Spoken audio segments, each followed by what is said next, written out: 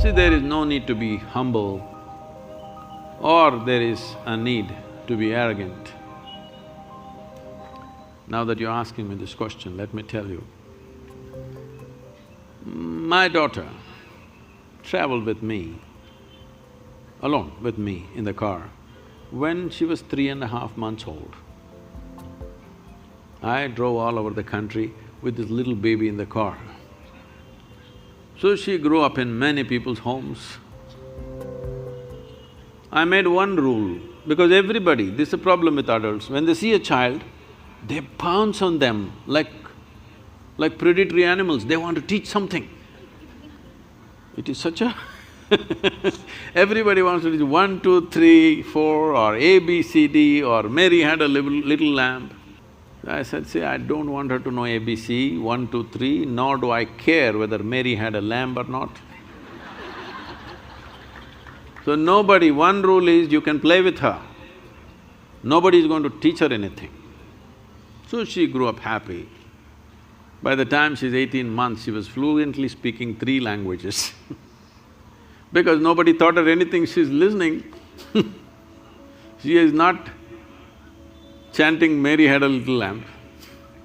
No rhymes, no language, no mathematics, simply life. I thought I'll never send her to school, but only reason was because, her age group is important. So, she went to school and when she was around 12 years of age, she came home one day, little disturbed about what happened in the school.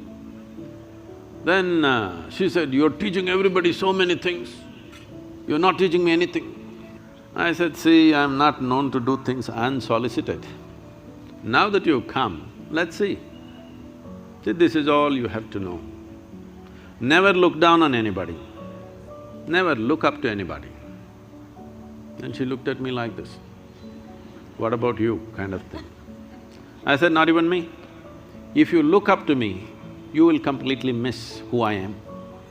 If you look up to me, probably you'll make a picture and nail me to your wall, but you will miss the whole point of who I am. You must look at me as I am, not looking up. Never look up to anybody, never look down on anybody. This looks very simple, but try it and see. In your mind, you've decided what is good, what is bad, what is high, what is low, what is virtue, what is sin, what is filth, what is wealth, everything.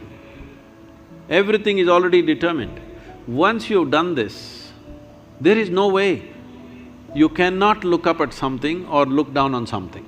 What you think is bad, you will look down, what you think is good, you will look up. If you remove this and just learn to look at life for what it is, you will effortlessly navigate through your life, effortlessly. Right now, this is the problem. You are looking up to some people, looking down on some people and trying to be humble with them. There's no need to be humble. Treat everybody as rough as you treat yourself. That is, if you're treating yourself rough. If you are pandering to yourself, try with others, then you'll get tired, then you'll treat them rough anyway. Yes. So, this is simple. I'm telling you the same thing what I told her. It worked miraculously for her. Never look up to anybody, never look down at anybody. Just see everything the way it is. This is the fundamental of this culture. If you go to the temple, what do? Hi, what do? If you ever go to the temple, what do? Namaskaram. You see a man, what do? Namaskaram. You see a woman, what do? Namaskaram.